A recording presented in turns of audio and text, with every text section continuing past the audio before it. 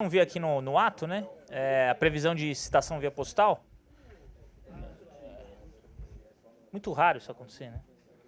Tá. Bom, vamos lá. Então eu estava falando da citação. Citação sempre é importante a gente dar bastante atenção, né? Aqui já falei, né? Quando ele se nega a assinar a via, o membro da comissão que foi citar certifica, né? Essa parte acho que eu já falei. De preferência colhendo a assinatura de testemunhas, né? Bom, é importante que a citação, isso é fundamental, né? Para a ampla defesa e para o contraditório, para o devido processo legal, é fundamental que a citação venha acompanhada das razões de instauração. Né?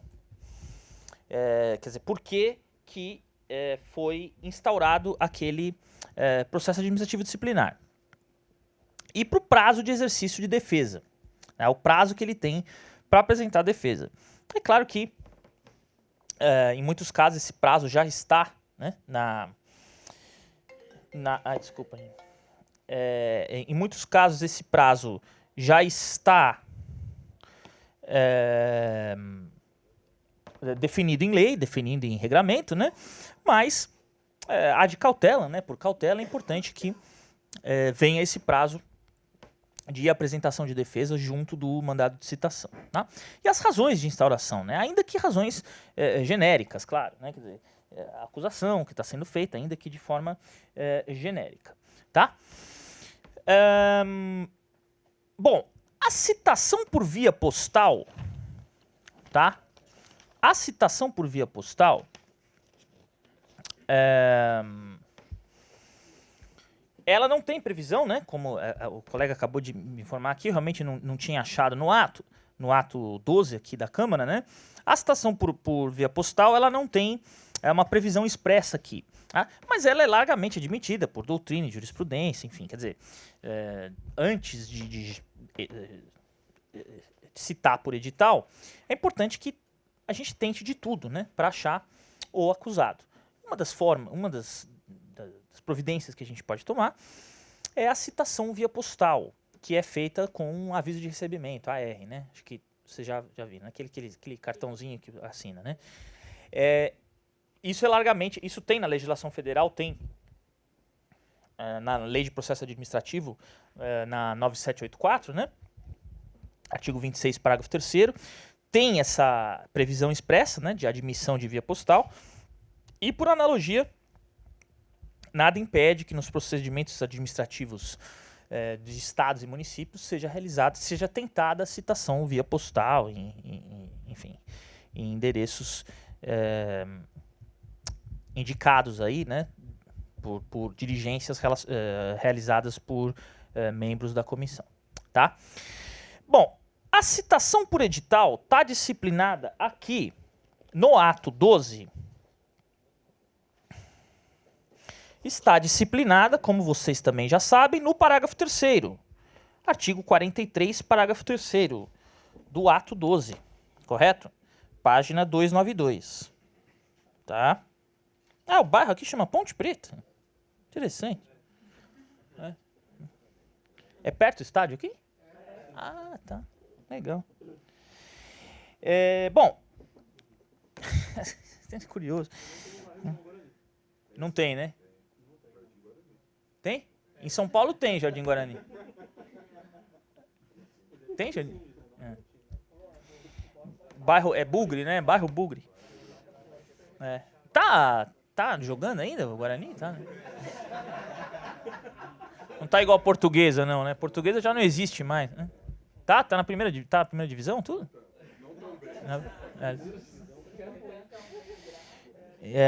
Não, já teve um baita time, Guarani. Guarani já foi campeão brasileiro, pô. É verdade. Época do Pelé, né? Época do Pelé.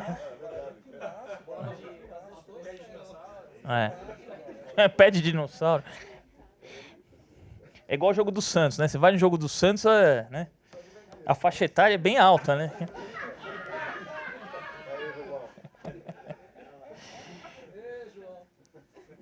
Tô brincando, pessoal, tô brincando. Bom, não sendo... Então,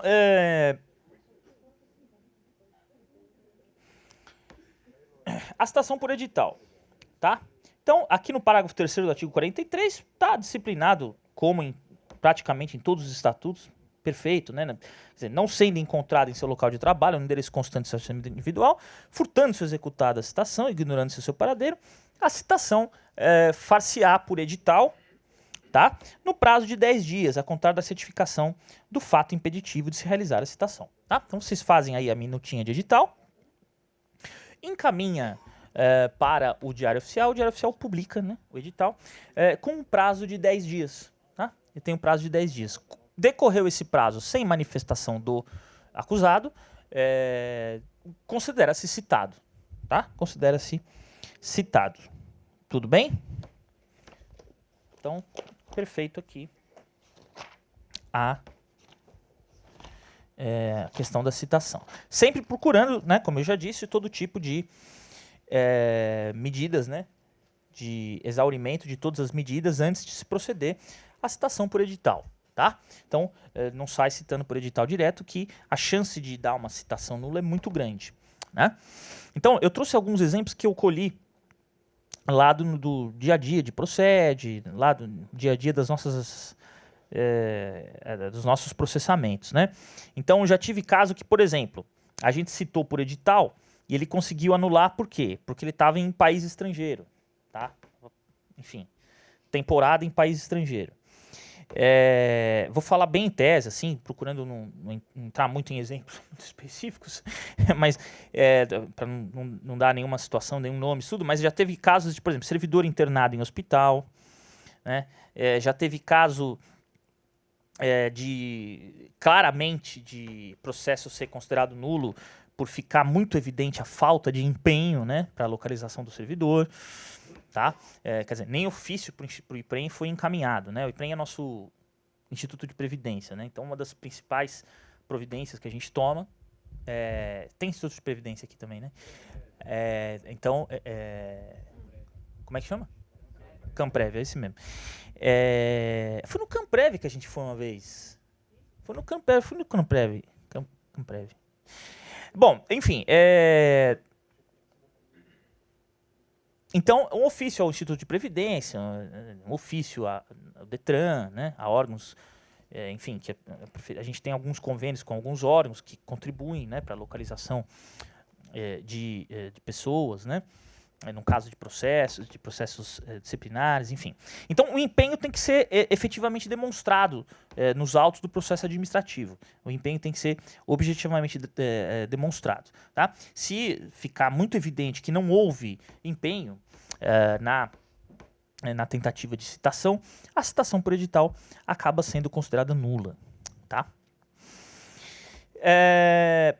Bom, doutrina e jurisprudência costumam defender, e a gente segue também essa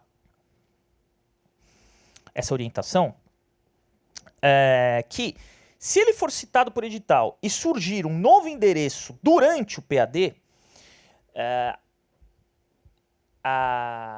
deve-se tentar uma nova citação pessoal ou postal, tá? De preferência pessoal. Né? Então, ele foi citado por edital, não compareceu, expirou o prazo do edital. Se durante o processamento descobriu-se um novo paradeiro, tenta-se, né, a citação por edital, continua o processamento normal,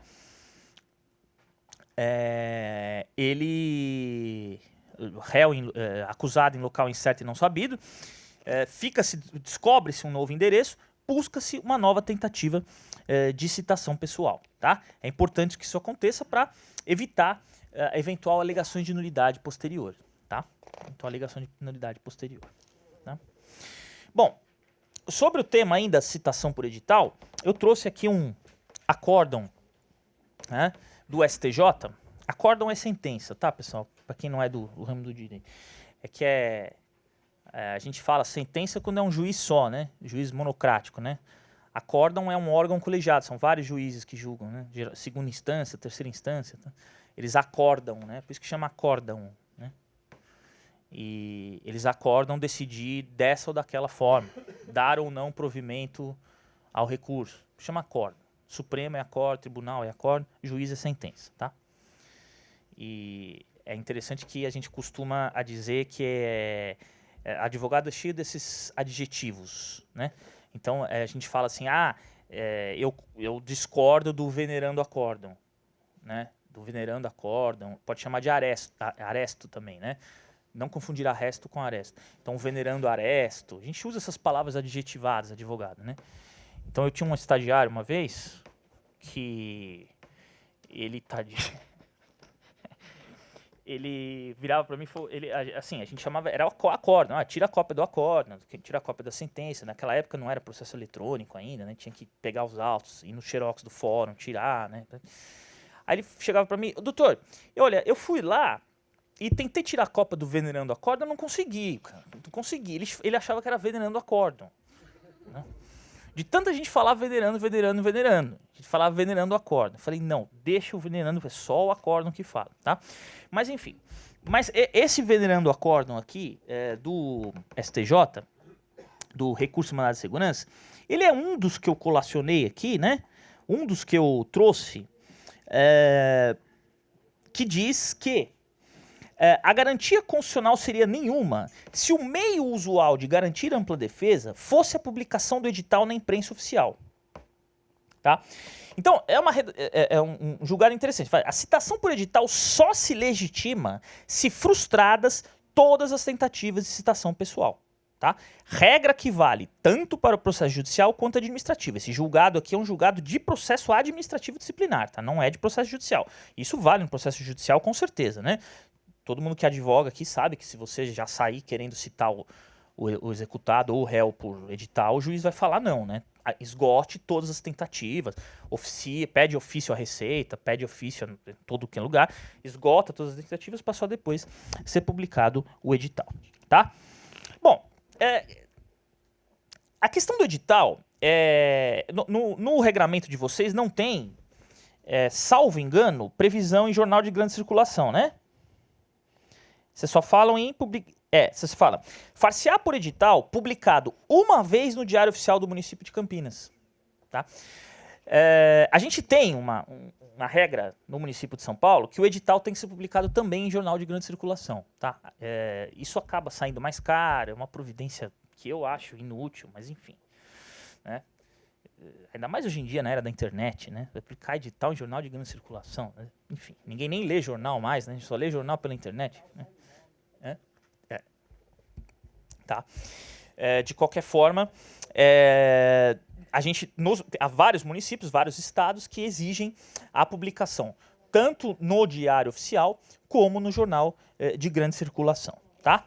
Ainda existe isso de publicação de edital em jornal de grande circulação. Eu realmente acho algo desnecessário, mas é para dar tentativa de dar o máximo de publicidade possível, obviamente, né? Bom, na citação por edital, o que acontece? Se o servidor processado, acusado, não comparece aos autos, comparece, tá? O que acontece? Artigo 45 do ato 12, né? Artigo 45 do ato 12. Oi?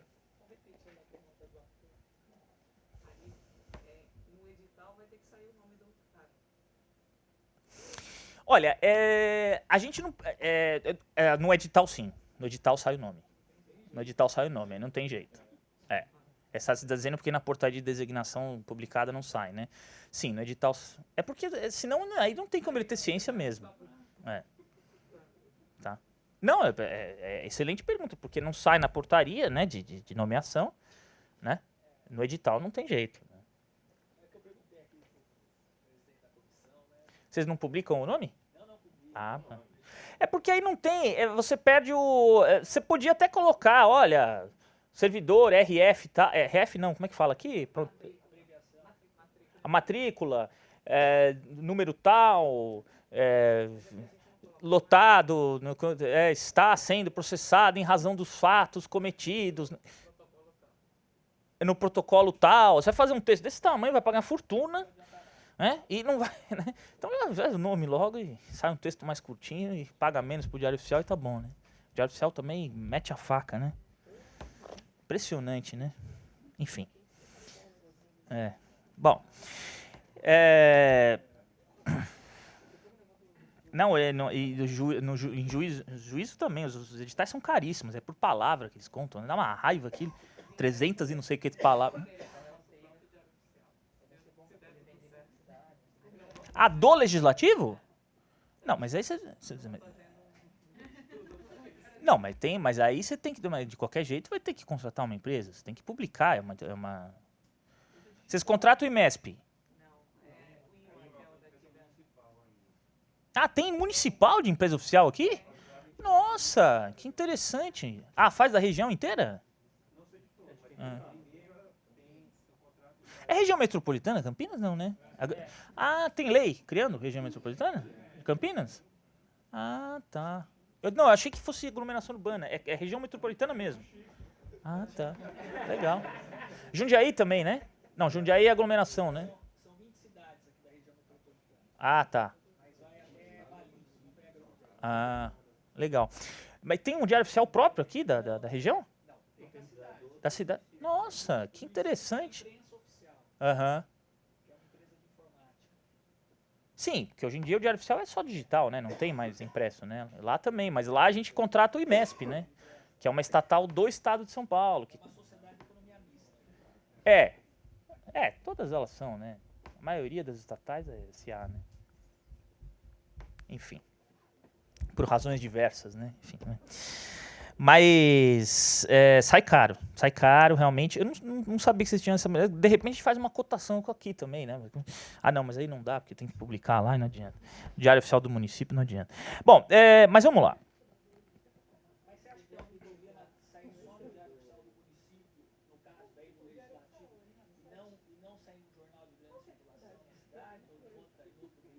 Mas aí vocês vão ter um jornal só do Legislativo? É porque já tem um jornal do Legislativo. Assim, o Diário Oficial ele é separado, né? Poder Legislativo, Executivo, Judiciário, né? Aqui não tem, aqui tem um caderno só do Legislativo. É o pedaço, né? É uma coluna, pô, não tem tanta publicação assim, né? Lá é um negócio desse tamanho. Uhum. Sim, em matéria de licitação, quer dizer, a questão de jornal de grande circulação foi praticamente inteiramente substituída pela publicação em sites, né? Tanto no Comprasnet, como em sites das secretarias e tal. Isso em breve vai acontecer com todos os tipos de editais, eu acho, né? Não tem mais sentido ficar publicando em jornal de grande circulação, sendo que você põe na internet, né? Que coisa mais grande circulação que a internet, né? Enfim, que o Google, você põe seu nome no Google lá, você vai achar qualquer coisa que aconteceu com você na vida inteira, né? Então, não sei, enfim.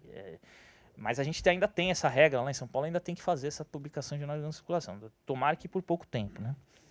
Tá? Mas aqui no ato de vocês é só no Diário Oficial mesmo, né? Diário Oficial. Bom, interessante que a lei 1399, né, era 15 dias, né? 215, parágrafo 2º. Achando-se indiciado em local incerto, será citado por edital com prazo de 15 dias. O ato 12 mudou, são 10 dias, né? Artigo 43, parágrafo 3º, né? Tá? Bom, a lei 1399 de 55, artigo 217, e o ato 12 de 2017, artigo 45, ambos de Campinas, diz: no caso de revelia, deve-se designar pelo presidente da comissão um funcionário que se incumba da defesa. Tá? Artigo 45. Funcionário. Não precisa ser, como no município de São Paulo, que precisa ser um procurador, né? Aqui não. Aqui será designado ex officio, né? De ofício, né? Pelo presidente da comissão, um funcionário que se incumba da defesa. Tá? O que não pode é ficar sem defesa. Não importa que não seja defesa técnica. Né? O Supremo já decidiu que não precisa ser técnico, não pode ficar sem defesa. Se fosse processo penal, sim, aí precisaria ser revelia, processo defesa técnica, advogado, tá? Mas nesse caso não. Aí não tiver advogado, contrata o defensor, sei lá, né? Ele pode até o servidor, né, de baixa renda, tudo pode, inclusive recorrer à defensoria, né, para ser defendido pela defensoria. Mas se nem isso ele fez, é obrigada a indicar um servidor para ele, etc. Tá?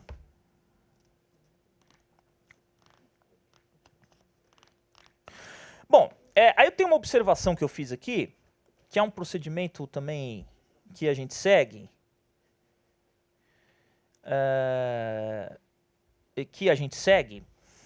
Tá? Que é jurisprudência majoritária também, que diz o seguinte: sobrevinda a indiciação, né? Então, como eu disse para vocês, tem lá a citação para fase de instrução, e se a comissão processante entender, em razão do que foi produzido na instrução, que é o caso de realizar a indiciação, aí tem uma nova citação para indiciação, tá? Como a gente viu.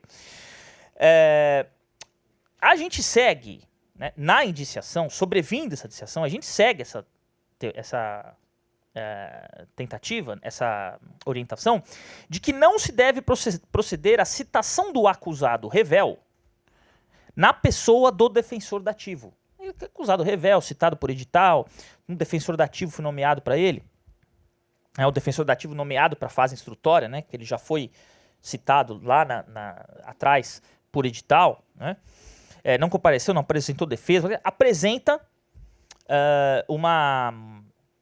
um defensor dativo que faz toda a fase instrutória para ele. Se for o caso de realmente realizar a citação, a orientação que prevalece é que deve-se tentar uma nova citação, porque são duas citações separadas, né? Então, a orientação, para não dar nenhum tipo de nulidade, é que na indiciação é tentada uma nova citação. Tá? A chance de ser anulado um processo em razão dessa segunda citação ser feita na pessoa do defensor dativo é grande. Tá? Você nomeia um defensor dativo, às vezes nem conhece o servidor, não sabe nem o que aconteceu, né? Contesta por negativa geral, né? Nem sabe direito o que aconteceu, Ele pega os autos lá e, né, nunca falou com o servidor. Então, como é que ele vai ser citado para indiciamento, né? Então, realmente tem que tentar uma nova citação, ainda que a primeira tenha sido por edital, tem que se tentar uma nova citação para ver se consegue achá-lo para indiciar. Tudo bem?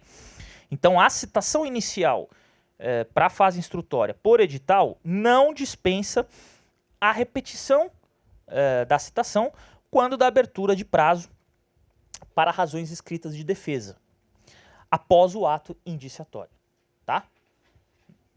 Após o ato indiciatório. Então, indiciei, abri prazo para defesa. E depois faço o relatório, tá? Vocês indiciam, citam, abrem prazo para defesa, relatório, depois tem outra defesa, né? Vocês fazem duas defesas. Enfim, são duas citações diferentes. Uma para instruir, outra para apresentar a defesa, tá? Porque o que a doutrina a jurisprudência diz, tá faltando um acórdão aqui, que eu achei que estava aqui um acórdão que eu trouxe para vocês, mas o que a doutrina diz é que não existe no PAD, no processo administrativo disciplinar, não existe aquela mesma regra do Código de Processo Civil. Tá? No Código de Processo Civil, o revel, né? Processo judicial a gente chama de réu, né? Processo administrativo a gente chama de acusado. No processo civil, o revel, ele, pelo artigo 322 do Código de Processo Civil, ele recebe o processo no estado em que se encontra e não precisa mais ser intimado para nada. Tá? Então o revel recebe o processo ali e não tem mais intimação nenhuma, não tem mais tentativa de citação nenhuma. Isso no processo civil, isso não se aplica no processo disciplinar. No processo disciplinar é uma tentativa de citação na instrução e outra tentativa de citação depois do indiciamento. Tudo bem?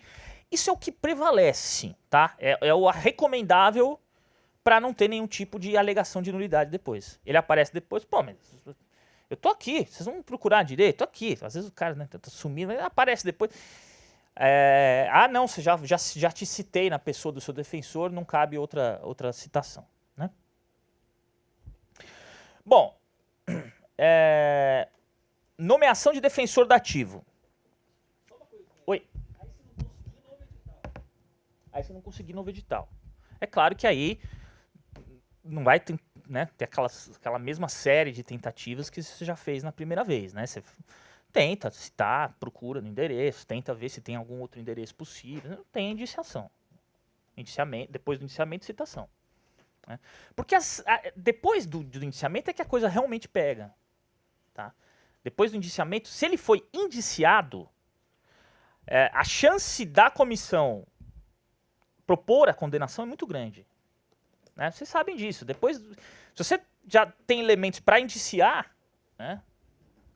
Depois de colhida todas as provas, é porque a chance dele ser condenado é muito grande. Então, por isso que a doutrina determinou uma nova, que a necessidade de uma nova citação.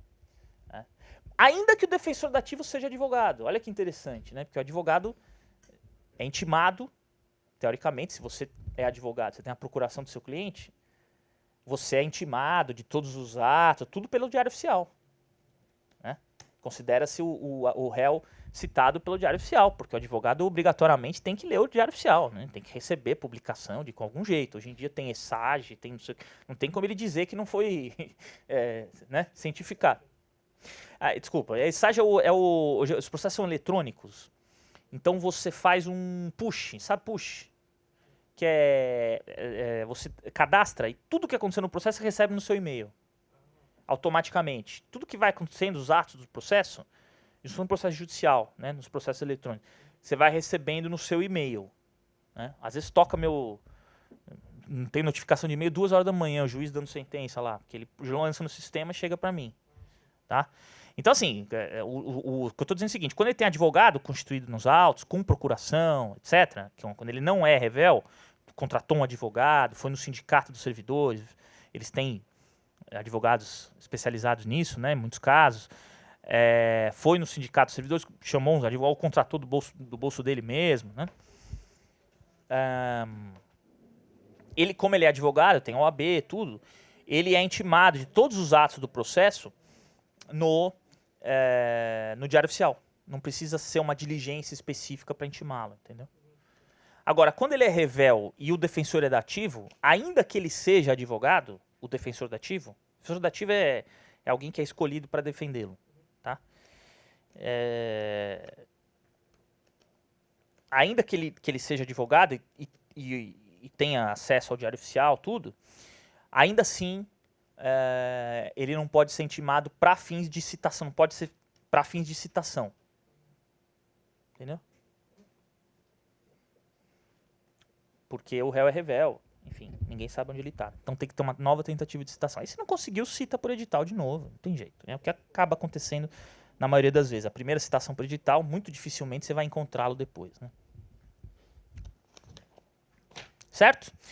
Bom, nomeação de defensor dativo. Isso aqui eu já falei, né? Súmula vinculante número 5, acho que eu já falei, né? O Supremo entendeu, e é súmula vinculante. Quando é súmula vinculante, é uma jurisprudência solidificada que tem que ser obrigatoriamente observada por todos os juízes e por toda a administração pública. Tá? Isso é uma coisa que veio numa reforma da Constituição de 88, uma reforma do Judiciário, que criou a súmula vinculante. É como a súmula 13 do nepotismo. Né? Você não pode contratar parente para cargo em comissão, porque a súmula 13 proíbe. Isso vale para toda a administração. E essa súmula vinculante vale para toda a administração também. O STJ tinha um entendimento diferente, né? Dizia que, não, o acusado revel que não teve defesa técnica, o processo anula, ele conseguia anular o processo lá em Brasília, no STJ, STF, depois de 10 anos anulava o processo. Aí acho que de tanto acontecer isso, que o cara não se defendia, e depois anulava por falta de defesa técnica. Né? Acho que, sei lá, né? Acho que foi por isso, não sei. Né? Porque se você for ver, tem aí um probleminha. Tem muita gente que critica isso, que tem que ser defesa por advogado e tal, enfim. Mas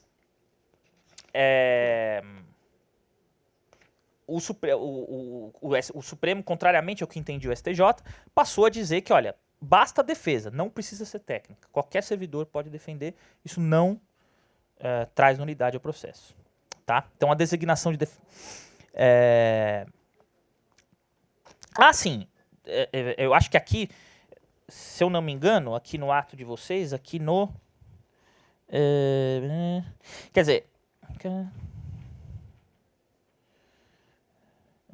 conste o nome.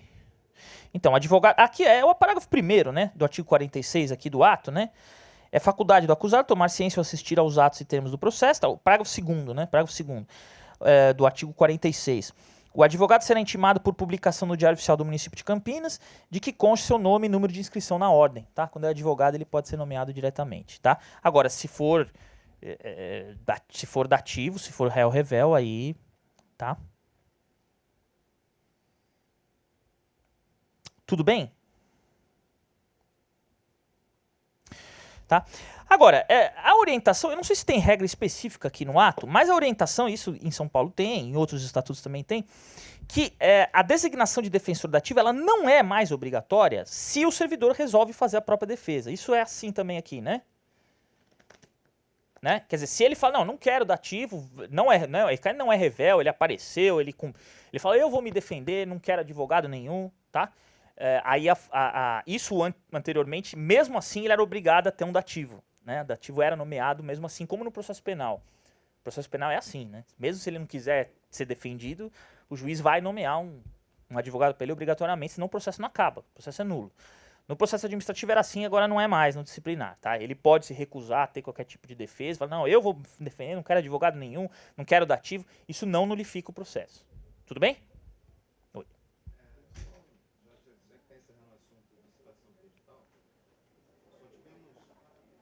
Inclusive, foi esse o fato gerador de vários dativos serem nomeados. Foi um indivíduo, cidadão aí, que participou de alguns processos disciplinares e ele sumiu.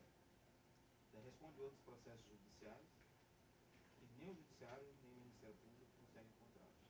Inclusive, na ocasião, quando o mote para decidir pela citação, por edital, foi que ele tinha entrado com 2 ações declarando endereços distintos, recentes, ele é autor de 2 ações, e citado por correspondência nos endereços indicados, ou tinha se mudado, ou era desconhecido.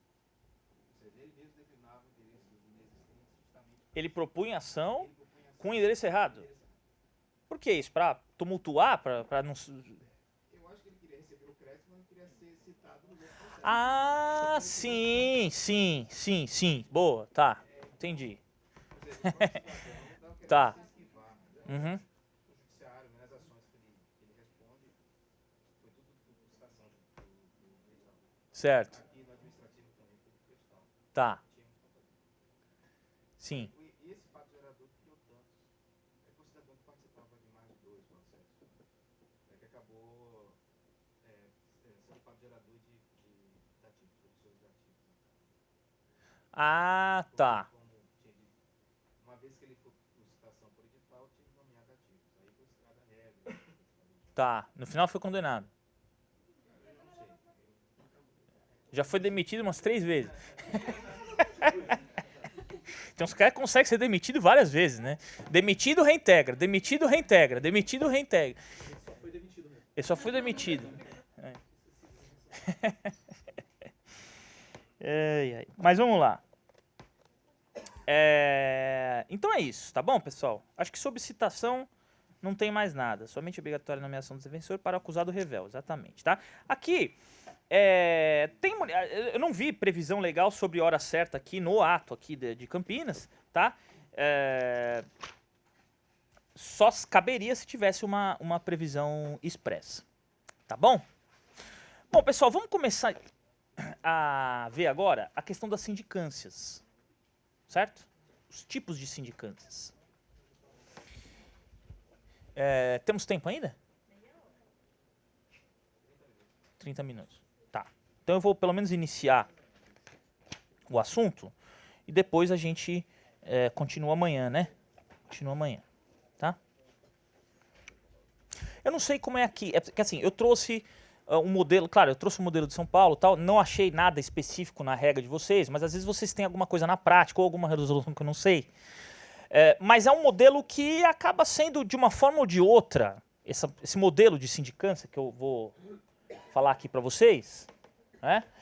É um modelo que acaba sendo, de uma forma ou de outra, seguido por administrações várias, municipais, estaduais, Brasil afora, tá? Então, a gente pode dizer que a gente tem 3 tipos de sindicância. Tá? Pelo que eu entendi até agora, pelo que vocês me falaram, pelo que eu vi aqui, você só tem a sindicância investigativa, né? E depois toda a parte processual é feita pela comissão processante mesmo do PAD, né? Mas a gente não é assim que acontece em São Paulo, na instância federal, em outros municípios, tal.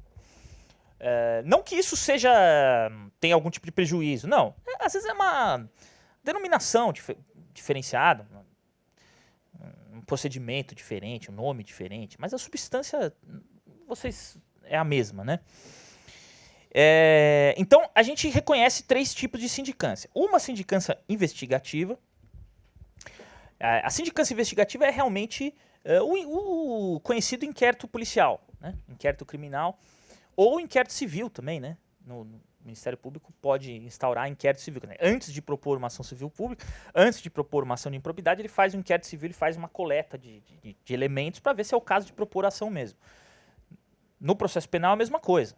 Antes do promotor oferecer a denúncia, né, instaurar o processo penal, faz-se um inquérito anterior na delegacia, presidido pelo delegado, para ver se é o caso realmente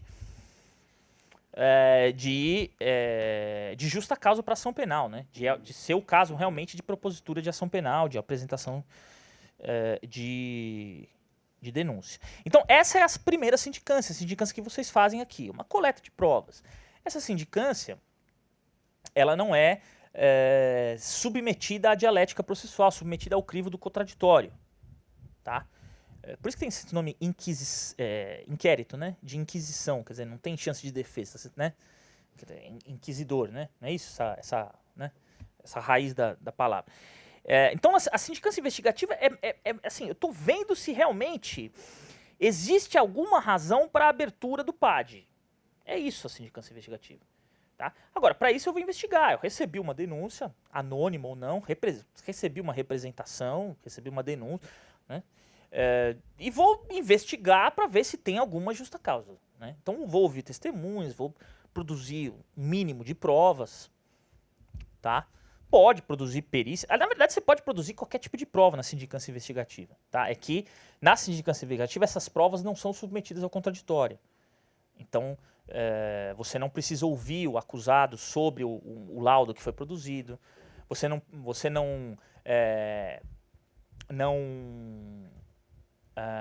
precisa permitir que ele reinquira testemunhas ou que ele esteja presente nos depoimentos das testemunhas ou do denunciante. Nada disso você precisa.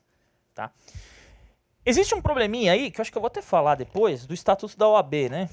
Então, pelo Estatuto da OAB, o advogado tem amplo acesso a inquéritos. Né? Então, fica muito difícil impedir que o investigado, com um advogado nomeado, fica muito difícil impedir que o advogado venha consultar os autos. Tá? Agora, isso não quer dizer que seja contraditório. Você não precisa dar contraditório, porque você está só investigando, você não está processando ninguém ainda. Tá? Essa é a sindicância investigativa, prévia. Depois eu vou falar se ela é obrigatória, se não é, tá? Enfim, se você achar que tem elementos para abrir o PAD direto, você abre. Tá? Acho que vocês abrem PAD direto aqui, ou faz sempre a sindicância antes? Abrir direto, né? Mas é raro, né? Em geral, vamos, né? Para não dar muito, né? Bom, ocorre o seguinte, essa sindicância investigativa, nos municípios em que tem essa previsão legal, ela pode ser transformada em sindicância punitiva. Então, de sindicância investigativa, ela se transforma em sindicância punitiva. Quando? Quando são penas de baixo, são infrações de baixo potencial ofensivo e penas brandas. Como eu disse para vocês, em São Paulo, suspensão até 5 dias ou advertências. Eu não acho suspensão até 5 dias tão brando assim, mas enfim. Eu fico 5 dias sem salário, é complicado, né? Mas enfim. A regra entende assim, né? Seguindo mais ou menos o que diz o Estatuto Federal. Então, essa sindicância punitiva, ela acaba sendo transformada, essa sindicância investigativa, ela é transformada numa punitiva. Quando ela é transformada em punitiva, aí você tem que dar contraditório, ampla defesa, deixar produzir todo tipo de prova admitida em direito, reperguntar testemunha, reinquirir testemunha, promover a cariação, né? A cariação, vocês já fizeram aqui a cariação ou não? Cariação é legal, já fiz a cariação, é bacana, né? Fica todo mundo sem jeito, assim, né? Com aquele constrangimento, né? A cariação, você põe uma testemunha na frente da outra, né? Você põe, não precisa ser testemunha, pode ser o denunciante e o acusado, né? Você faz uma cariação entre duas pessoas. Para ver, quando você... Se houve uma testemunha, houve o denunciante, houve alguém, houve o acusado, acha que alguém está mentindo, você põe uma na frente da outra que a verdade aparece. A verdade surge, né? É a chamada cariação. A reinquirição é quando você reinquire uma testemunha da outra parte, né? Você faz uma reinquirição da testemunha da outra parte. A comissão não é obrigada a acatar o pedido do acusado de acariação, né? Não é, mas ela tem que justificar muito bem justificado. Qualquer negativa de prova tem que ser muito bem justificada. Para ele não dizer que foi cerceado depois, né? Na sindicância investigativa ou apurativa, sei lá, o réu, não sei essa palavra. Acusado. Réu é só no processo judicial. Ele já fica sabendo que está sofrendo sindicância? Sim, assim, pode ou não saber. Existe sindicância que corre em sigilo. Existe sindicância que corre em sigilo. Agora, se essa sindicância investigativa, sigilosa, se transformar em punitiva, aí já não é nem mais inquérito, aí é processo. Aí já não é mais sigiloso, aí ele tem que ser citado. Depois eu vou explicar o procedimento como é. Aí tem que sair uma portaria, nomear, né? Aqui não, aqui é só mandar para comissão permanente, né? Mas nos que não tem comissão permanente, tem que sair uma portaria nomeando comissão processante. Aí sim ele vai ser citado, vai tomar conhecimento. Tá? O Estatuto da OAB tem um procedimento, tem um artigo, que eu acho que está aqui para frente, depois eu vejo aí para você, que permite a consulta de qualquer advogado por qualquer inquérito. Então, inquérito policial, inquérito civil ou inquérito penal, né? Nas delegacias de polícia ou no Ministério Público. Então, por analogia, a OAB defende que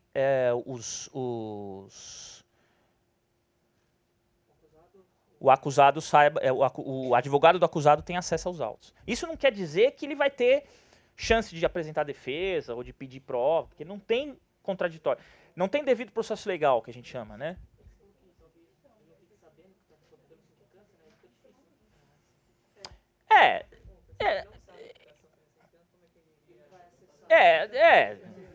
Ninguém está sofrendo sindicância, não tem acusado.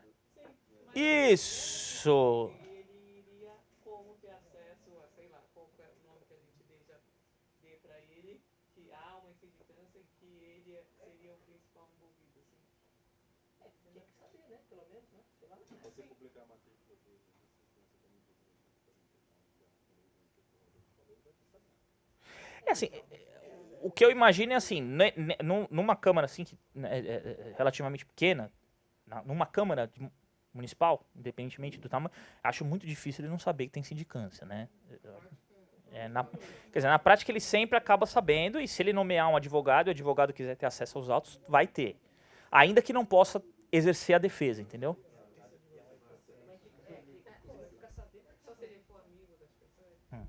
Agora, porque assim, o que é que acontece?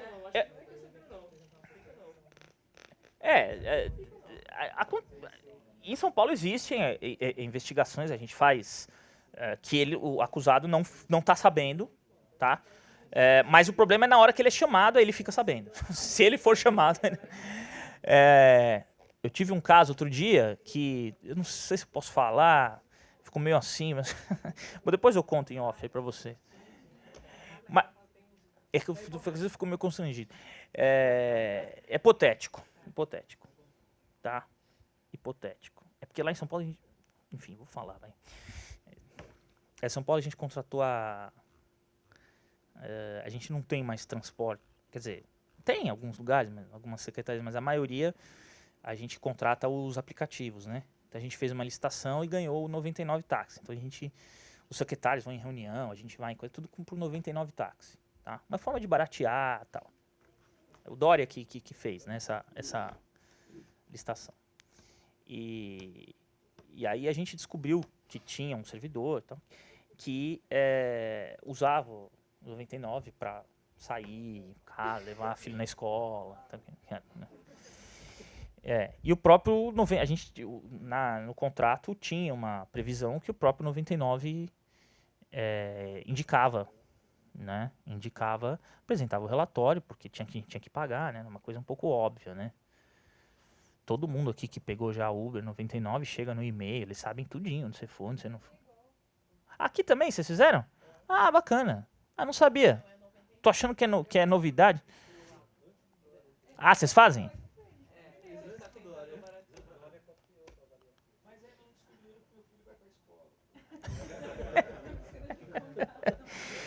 Não, eu tava...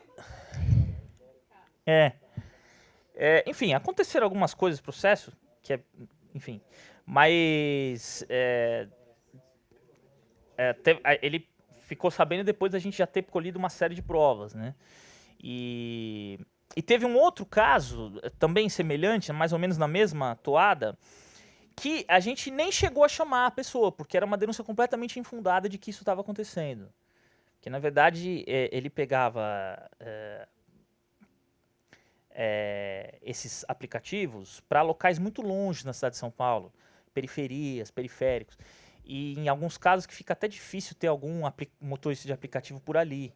Às vezes ele não tinha nem sinal. Imagina, Parelheiros, né? As coisas bem... Não, se dá Tiradentes é centro.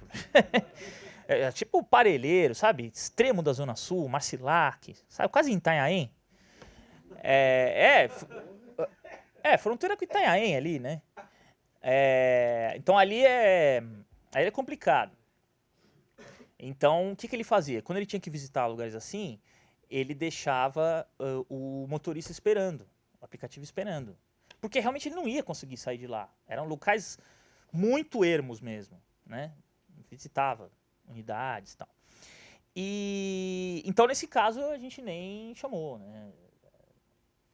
Porque realmente estava evidente o que estava acontecendo. Agora, no outro caso, a gente chamou, quando ele veio denunciar, já tinha praticamente toda a instrução e tal. Enfim, vou falar muito, senão tenho medo. Bom, tudo bem, pessoal? Oi.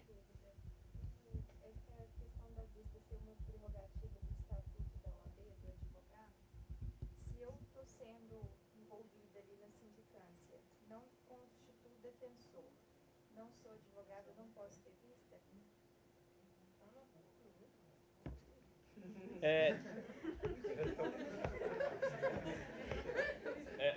Você é acusada, você não é advogada, né? Nem constituiu nenhum advogado.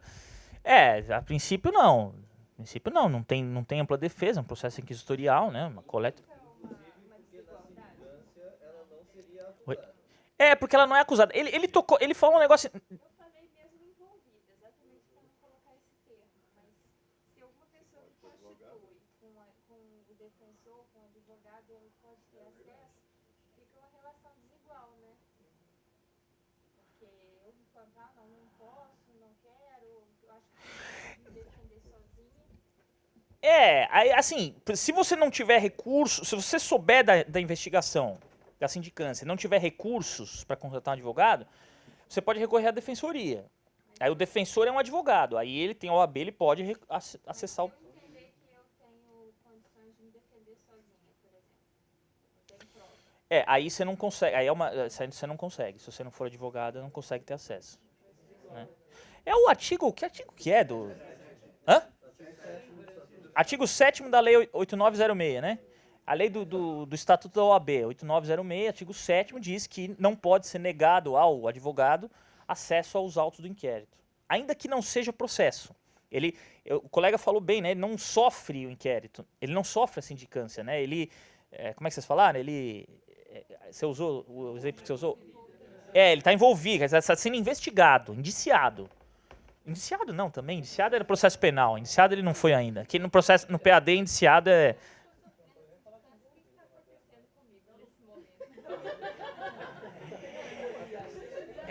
É,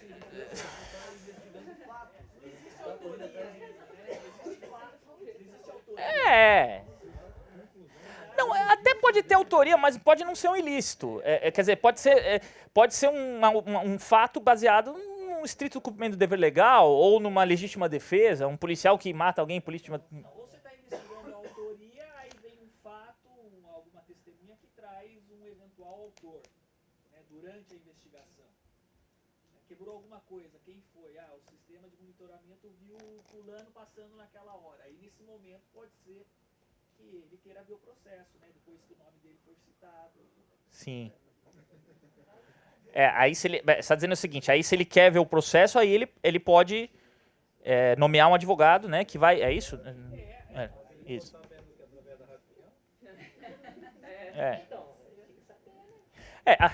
Diz que a Rádio Peão é mais forte que o Diário Oficial, né? Diz que o Google não chega perto da Rádio. Rádio Peão espalha que é uma coisa assim. Tem...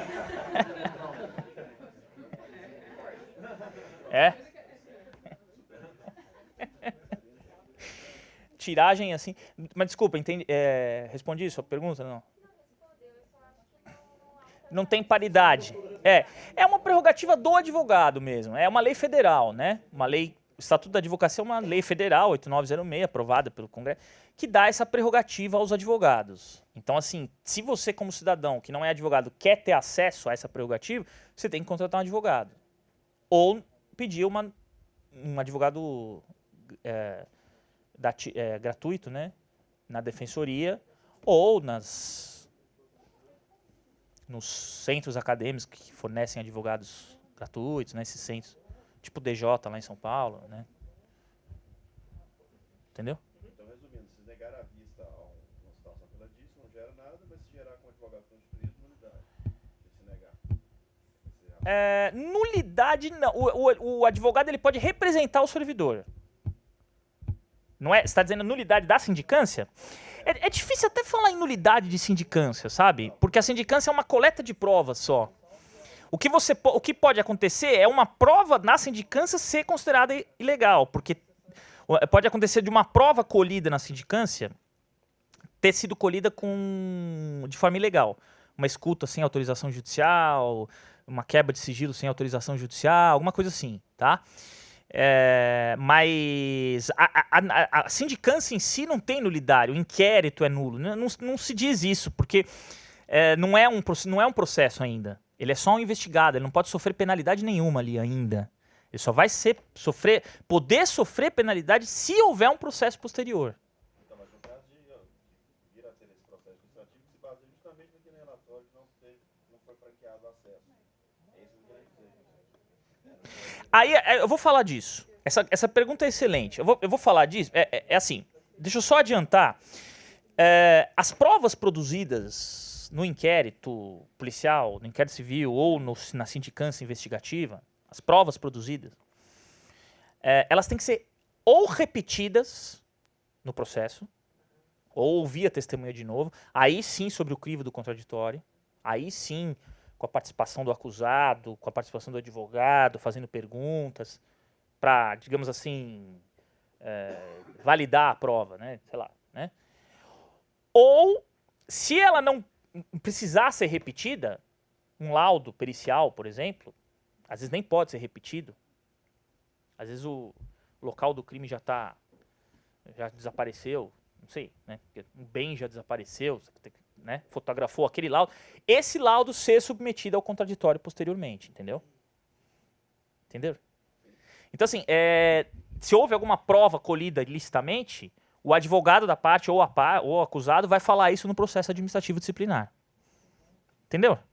Então, tudo que foi produzido na sindicância investigativa, se for o caso de determinar a abertura de um processo, essa oitiva de testemunhas, oitiva do acusado, oitiva do denunciante, tudo vai ser repetido no processo administrativo. Sobre o crivo do contraditório, com a participação do advogado da parte, com possibilidade de reinquirir testemunha, de impugnar testemunha, de apresentar exceção de suspeição, exceção de impedimento, de impugnar testemunha. Com isso, enfraquece acesso ou acusado. O que o advogado pode fazer é representar o servidor que impediu o escrivão na polícia ou a da comissão de sindicância que impediu o acesso aos autos. Ele pode representá-lo. É uma quebra de um dever do servidor, né? O servidor pode acabar tendo uma punição, ainda que pequena, nem sei se tão pequena. Hã? Sofreu o quê? Um PAD. É um PAD. De sindicante ele passa a sindicado, né? Olha, uma coisa que eu não estou entendendo, assim, desculpa, a sindicância, em tese, ela é sigilosa. Mesmo porque você ainda não tem nenhum indiciado, você tem apuração de fatos e, eventualmente, pode ter ali alguns envolvidos. Mas aí, se, de repente, você vai franquear o acesso da sindicância a N advogados... Não, tem que ser o advogado da parte, né? Não, mas qual parte? Se o acusado ficar, se o sindicado, não é acusado, é sindicado, né? Ele dá uma procuração para o advogado. Pode chegar lá, eu quero ver o processo... porque eu Não, ele dá é que assim, a lei fala acesso a qualquer advogado tem que ter. Como é que fala a lei? Lê aí para mim, o artigo 7º. Bom, tem o inciso 13 e o inciso 14. Inciso 13. Examinar em qualquer órgão dos poderes judiciário e legislativo ou da administração pública em geral autos de processos findos em andamento, mesmo sem procuração, quando não estiverem sujeitos a sigilo. Autos de processo, né? Não inquérito. Tem o 14, que é do inquérito. Quando não estiverem sujeitos a sigilo ou segredo de justiça, assegurado a obtenção de cópias com possibilidade de tomar apontamento. Aí vem o 14. Examinar em qualquer instituição responsável por conduzir investigação, mesmo sem procuração, autos de flagrante e investigação de qualquer natureza, indos em andamento, ainda que conclusos a autoridade, podendo copiar peças e tomar apontamento em meio físico ou digital. Essa é a redação. Desde que não seja sigiloso, né? Aí não fala. Ah, não.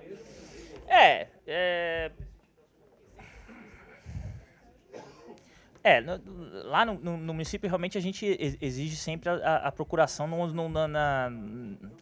na sindicância. Enfim, no inquérito policial também, nas delegacias, eles exigem procuração.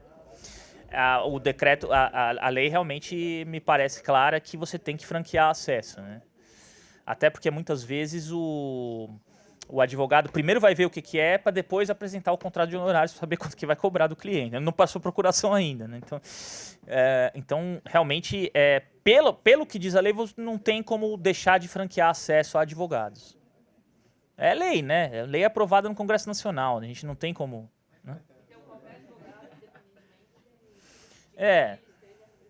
Eu acho que assim, em geral vai ser o advogado com uma procuração, né?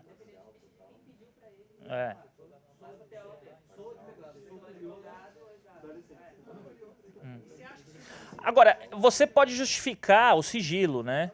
Eu acho que você pode justificar o sigilo, o que a gente faz lá, né? Justifica o sigilo, fala, olha, só com procuração, porque é sigiloso, pode prejudicar a imagem do sindicado, tá? Agora, se ele impetrar mandado de segurança, ele ganha, né? Então, mais dificilmente isso vai acontecer, né? A gente já teve problema assim, tinha uma vez uns autos de sindicância gigantescos, que tinha uma quantidade de documentos imensa, né? O advogado chegou lá para tirar cópia. Era, sei lá, naquela época era processo físico, era 20 volumes. Era um negócio, ia passar uma semana tirando cópia. E aí a gente até calculou a quantidade, ia dar, sei lá, 10 mil reais de xerox. 5 mil reais, sei lá. Porque a gente tem o preço público, vocês também têm, né? A gente calcula, era uma quantidade, nem era mais de 20, era uma quantidade enorme lá. Um processo X lá.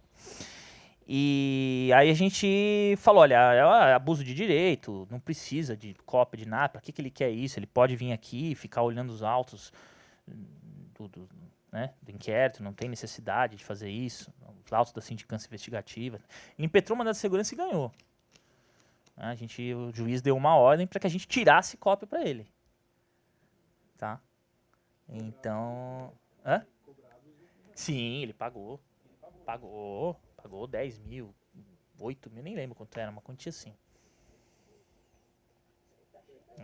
E aí destacamos um servidor que ficou a semana inteira tirando cópia lá para ele. Né? Enfim. Mas, são questões que vão surgindo, né? Não sei se vocês já se depararam com esse tipo de questão, tá? Mas são questões que vão surgindo, tá? São questões que vão surgindo com o dia a dia aí de vocês. Né? Eu acho que, a princípio, cabe, olha, esse quer ser sigiloso, precisa de procuração. Se ele for advogado mesmo do sindicato, ele vai aparecer com uma procuração dele para ver, tá? Agora, se ele não aparecer e forçar a barra, não tem como, é muito difícil negar, né? Sob pena de ser impetrado o mandado de segurança, ser obrigado a... Ou deixa ele impetrar o mandado de segurança também, né? A autoridade coatora não entra no prontuário, né? A autoridade coatora é a autoridade que deixou, né? Como se fosse o poder público que deixou de ter acesso, dar o acesso, né? Tá? Mas enfim, é isso aí. Bom, pessoal, eu acho que eu acho que amanhã eu vou falar mais. Eu vou deixar para amanhã falar mais dos. Alguma dúvida? Ficou ou não? Alguma dúvida? Alguma certeza? Nenhuma, né? A gente dificilmente tem certeza de alguma coisa no direito, né? Então, essa é a beleza e o inferno, é o céu e o inferno do direito, né? Você não tem certeza das coisas, tá bom? Então, até amanhã, tá? Amanhã eu continuo sindicância, falo todos os tipos, tá bom?